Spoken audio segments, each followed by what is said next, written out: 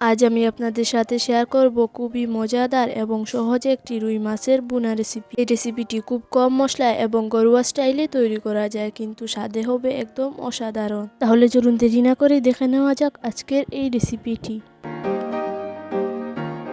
আজকের এই রেসিপিটি বানানোর জন্য আমি এখানে 4 পিস রুই মাছ নিয়ে নিয়েছি। আপনারা চাইলে রুই মাছের পরিবর্তে অন্য যে কোনো মাছও নিতে পারেন। এখন মাছগুলোকে ম্যারিনেট করার জন্য আমি এখানে দিয়ে দেবো হলুদ গুঁড়ো, লঙ্কা গুঁড়ো, লবণ আর সামান্য সর্ষের তেল।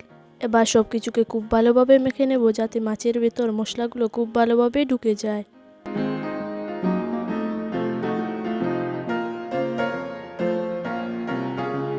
এখন মাছগুলোকে ভাজার জন্য আমি একটি কড়াইতে 2 চা চামচ সর্ষের তেল দিয়ে দিয়েছি। তেলটা যখন গরম হয়ে আসবে তখন আমি এর মধ্যে একে একে মাছগুলো দিয়ে দেব। মাঝারি আছে মাছগুলোকে খুব ভালোভাবে ভেজে নেব, যাতে মাছের বাইরের দিকটাতে খুব সুন্দর একটা কালার চলে আসে এবং ভিতরটা নরম থাকে। এক পাশ হয়ে গেলে উল্টে দিয়ে অপর পাশটাকেও খুব ভালোভাবে ভেজে নেব। এখানে আমি মাছগুলোকে খুব বেশি কড়া করে ভাজবো না। এখন একটি কড়াইতে আমি হাফ কাপের মতো সর্ষের তেল নিয়ে নিয়েছি। তেলটা যখন গরম হয়ে আসবে তখন আমি এর মধ্যে দিয়ে দেব 1 চামচ জিরে এবং 2টো শুকনো লঙ্কা। জিরে এবং শুকনো লঙ্কাকে খুব ভালো করে ভেজে নেব, যতক্ষণ না এর থেকে খুব সুন্দর একটা গন্ধ বের হচ্ছে। এরপর এর মধ্যে দিয়ে দেব 1 বাটি কুচনো পেঁয়াজ এবং হাফ চা চামচ লবণ। এখানে কুচনো পেঁয়াজের পরিবর্তে আপনারা পেঁয়াজ বাটাও ব্যবহার করতে পারেন, তবে পেঁয়াজ কুচি ব্যবহার করলে পেঁয়াজের কাঁচা গন্ধটা থাকে না। এরপর এটাকে খুব ভালো করে ভেজে নেব, যতক্ষণ না পেঁয়াজের কালারটা চেঞ্জ হয়ে আসছে। যখনই দেখব পেঁয়াজের মধ্যে এমন একটা লালচে ভাব চলে এসেছে, তখন এর মধ্যে দিয়ে দেব হাফ চামচ আদা বাটা এবং হাফ চামচ রসুন বাটা।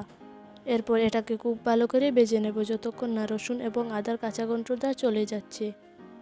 যখন আদা এবং রসুনের কাঁচা গন্ধটা চলে যাবে এবং এর থেকে একটা সুন্দর ঘ্রাণ বের হবে, তখন আমি এর মধ্যে দিয়ে দেব হাফ কাপের মতো জল।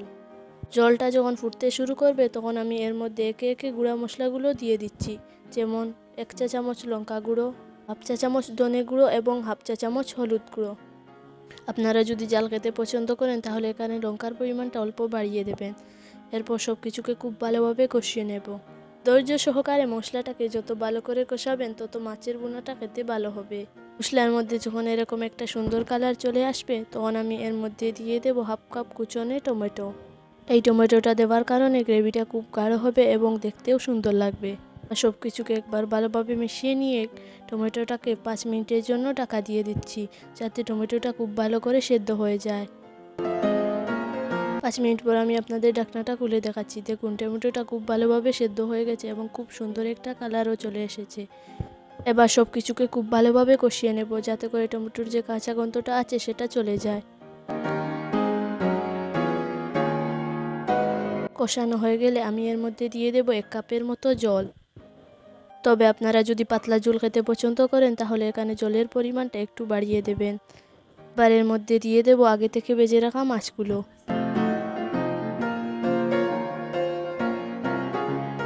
এবারও সব কিছুকে খুব ভালোভাবে মিশিয়ে নিয়ে ঢাকা দিয়ে দেব 15 মিনিটের জন্য।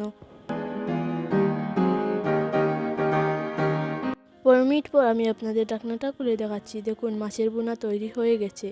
এবার চুলার আঁচটা কমিয়ে দিয়ে আমি এর মধ্যে দিয়ে দেব হাফ চা চামচ ভাজা জিরের গুঁড়ো।